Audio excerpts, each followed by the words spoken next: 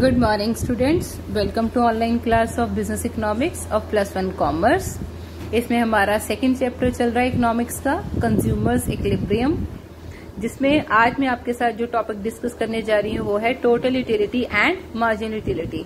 अपने previous lecture में मैंने आपके साथ इसका मीनिंग डिस्कस किया था। आज हम इसको टेबल वाइज और डायग्रामेटिकली डिस्कस करने जा रहे हैं। तो देखिए, कंजम्पशन ऑफ कमोडिटी, हमने एक ही चीज को कंज्यूम करना है। पहले उसका फर्स्ट यूनिट कंज्यूम करेंगे, फिर सेकंड करेंगे, फिर थर्ड करेंगे। जैसे मान लो आप स्कूल से घर जाते हो, you feel very hungry. First chapati आप एकदम हफड़ा दफड़ी में खाते हो, फास्ट फास्ट खाते हो कि आपको बहुत ज्यादा भूख लगी होती है। सेकंड चपाती आप लेते हो, लेकिन उस टाइम पे आपकी स्पीड थोड़ी पहले से स्लो हो जाती है और आपको उससे मिलने वाली सेटिस्फेक्शन भी पहले से कम हो जाती है, क्योंकि आपके पेट में अब पहली चपाती के थ्रू ऑलरेडी कुछ जा चुका है। तो प्रैक्टिकली अगर आप सोच के देखें तो पहली चपाती आपको जितनी सेटिस्फेक्शन देगी, सेकंड उससे कम देगी, थर्ड चपाती उससे भी कम सेटिस्फेक्शन देगी। अब आप और चपाती लेंगे तो आपकी सेटिस्फेक्शन और कम हो जाएगी।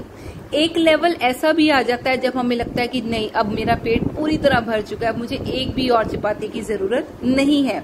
उस टाइम पे हमें चपाती से मिलने वाली यूटिलिटी जो है वो क्या हो जाती है, 0 हो जाती है। ओके स्टूडेंट्स, तो इसलिए जब हम एक चीज को बार बार कंज्यूम करते रहते हैं कॉन्टिन्यूसली, तो उसकी जो मार्जिनल यूटिलिटी है वो टेंड्स टू डिक्रीज, मतलब वो कम होना शुरू हो जाती है, उससे मिलने वाली मार्जिनल यूटिलिटी। तो अब उस हिसाब से जब मैंने फर्स्ट यूनिट कंज्यूम किया तो मुझे उससे सेटिस्फेक्शन मिली 10, टोटल यूटिलिटी मिल रही है 10। 2 यूनिट से मतलब उन दोनों का टोटल मिला के अगर मुझे पहले वाले प्रोडक्ट से, पहले यूनिट से 10 यूटिलिटी मिल रही है, तो सेकेंड टाइम या 9 मिलेगी या 8 मिलेगी। इन्होंने 9 लिया है तो 10 में 9 प्लस करके सेकेंड टाइम यूटिलिटी कितनी बन गई, 19। थर्ड यूनिट से मुझे यूटिलिटी मिल रही है 9 से कम मिलेगी, अब मिलेगी 8। अब हम 9 में 8 प्लस कर देंगे, 10 plus 9 plus 8। Third unit consume करते टाइम टोटल यूटिलिटी मुझे कितनी मिल रही है, 27। अब इस बार थर्ड टाइम मुझे यूटिलिटी मिली है 8, फोर्थ टाइम मिलेगी 7, वो और कम हो जाएगी। अब 27 में हम 7 प्लस करेंगे तो टोटल यूटिलिटी हो गई 34। उसके बाद मैंने 5th यूनिट कंज्यूम किया, अब इस बार मुझे 7 से और कम हो जाएगी, इस बार मुझे यूटिलिटी मिल रही है 6। जब हमने 34 में 6 प्लस किया तो टोटल यूटिलिटी बन गई 40। तो इस तरह से जितने यूनिट्स हम कंज्यूम करते जाएंगे उससे मिलने वाली मार्जिनल यूटिलिटी कम होती रहती है। जब हम हर बार वाली यूटिलिटी को प्लस करते जाएंगे तो हमारे पास क्या फाइंड आउट हो जाएगा, टोटल यूटिलिटी। अब टोटल यूटिलिटी से हमने फाइंड आउट करनी है मार्जिनल यूटिलिटी। स्टूडेंट्स देखिए, टोटल यूटिलिटी से मार्जिनल यूटिलिटी कैसे फाइंड आउट होती है। मार्जिनल यूटिलिटी फाइंड आउट करने का एक फॉर्मूला होता है जो टेबल के जस्ट नीचे गिवन है। Marginal utility is equal to total utility of n minus total utility of n-1। इसका मतलब है जिस यूनिट पे हम मार्जिनल यूटिलिटी फाइंड आउट करने जा रहे हैं, जैसे मान लो पहली बार हम फर्स्ट यूनिट पे मार्जिनल यूटिलिटी फाइंड आउट करने जा रहे हैं, तो उसको फाइंड आउट करने के लिए हम फर्स्ट यूनिट की टोटल यूटिलिटी देखेंगे, उसमें से माइनस करेंगे उससे पिछली बार जितनी यूटिलिटी मिली थी।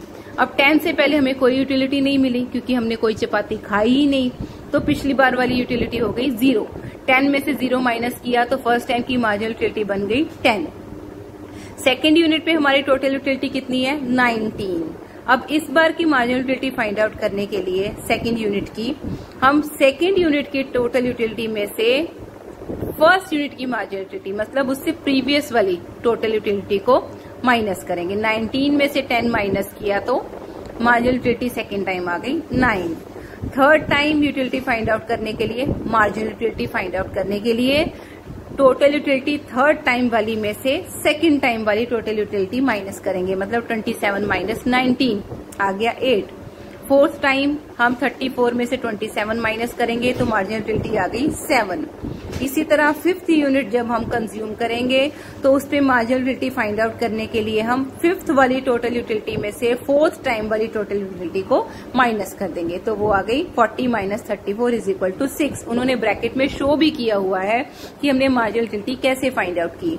तो मार्जिनल यूटिलिटी का फॉर्मूला है टोटल यूटिलिटी ऑफ एन, मतलब करंट वाली total utility minus total utility of n-1। इसका मतलब है प्रीवियस वाली टोटल यूटिलिटी। ओके स्टूडेंट्स, और आगे हम इसको डायग्रामेटिकली कैसे प्रेजेंट कर सकते हैं वो देखिए। आपने लास्ट ईयर ग्राफ जरूर पढ़ा होगा, तो आपको पता होगा जो हमारी राइट साइड नीचे वाली हॉरिजॉन्टली लाइन होती है उसको हम एक्स एक्सिस बोलते हैं। जो वर्टिकली सिलेंडर की फॉर्म में हमारी लाइन होती है उसको हम वाई एक्सिस बोलते हैं। स्टूडेंट एक्स एक्सिस पे हमने हमेशा लेनी है क्वांटिटी। तो क्वांटिटी हमने कैसे ली थी, देखिए कंजम्पशन ऑफ कमोडिटी के जो यूनिट्स है 1 2 3 4 5 इक्वल गैप पे एक्स एक्सिस पे हम 1 2 3 4 5 लिख देंगे। ये वाली एक्स एक्सिस पे हमने क्या लिया है, कंजम्पशन ऑफ कमोडिटी या क्वांटिटी भी हम लिख सकते हैं। वाई एक्सिस पे हमने लेनी है टोटल यूटिलिटी और मार्जिनल यूटिलिटी। तो फर्स्ट यूनिट पे हमारी टोटल यूटिलिटी कितनी है 10। तो फर्स्ट डॉट हम लगाएंगे नीचे से 1 को देखते हुए और वाई एक्सिस पे 10 को देखते हुए, वहां पे एक डॉट लगा देंगे। सेकेंड टाइम हमारी टोटल यूटिलिटी है 19, तो हम सेकेंड यूनिट नीचे से देखेंगे और वाई एक्सिस पे हम 19 पॉइंट ढूंढेंगे, वहां पे एक डॉट लगा देंगे। आपने आई होप ग्राफ किया हुआ है तो आपको ये समझ आ जाना चाहिए। थर्ड यूनिट पे हमारी टोटल यूटिलिटी है 27, तो थर्ड यूनिट पे हम 27 पे वाई एक्सिस पे आप देखेंगे 27 कहाँ आता है, वहां पे एक डॉट लगा लेंगे। देन फोर्थ यूनिट पे आप 34 पे डॉट लगा लेंगे और फिफ्थ यूनिट में आप 40 पे डॉट लगा लेंगे। बाद में वो सारे पॉइंट्स को आपस में ज्वाइन कर देंगे तो हमारा कर्व बन जाएगा टोटल यूटिलिटी वाला। उसके बाद हम मार्जिनल यूटिलिटी का कर्व ड्रॉ करेंगे। उसको ड्रॉ करने के लिए फर्स्ट यूनिट पे हमारी मार्जिनल यूटिलिटी है 10, तो हमारा फर्स्ट पॉइंट आएगा फर्स्ट यूनिट पे 10 पे। सेकेंड यूनिट पे मार्जिनल यूटिलिटी का डॉट आएगा 9 पे, थर्ड पे आएगा 8 पे, फोर्थ यूनिट में आएगा 7 पे और फिफ्थ यूनिट में आएगा 6 पे। तो उसके बाद हम सारे पॉइंट्स को ज्वाइन कर देंगे तो वो बन जाएगा हमारा मार्जिनल यूटिलिटी कर्व। स्टूडेंट्स, आप इस टॉपिक को कवर अप करने के बाद प्लीज मुझे रिस्पॉन्स जरूर करिएगा कि आपको ये वाला टॉपिक समझ आया है या नहीं समझ आया। अगर प्रॉब्लम्स हो तो आप मेरे से डिस्कस कर सकते हैं। Okay students, that's it for today. Thank you, have a nice day.